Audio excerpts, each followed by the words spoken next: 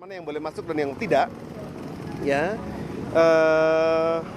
Yang diperbolehkan masuk adalah yang memiliki stiker yang disiapkan oleh panitia.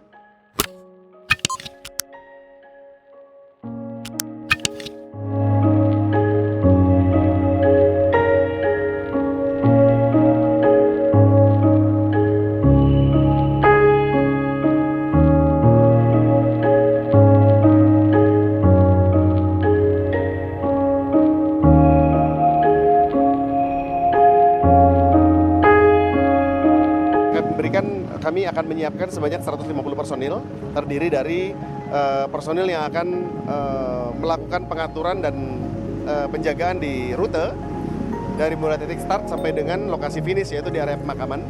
Sedangkan di area pemakaman kami juga tempatkan di titik-titik di mana dibutuhkan kehadiran kepolisian, dan kami akan membatasi kendaraan-kendaraan mana yang boleh masuk dan yang tidak, ya.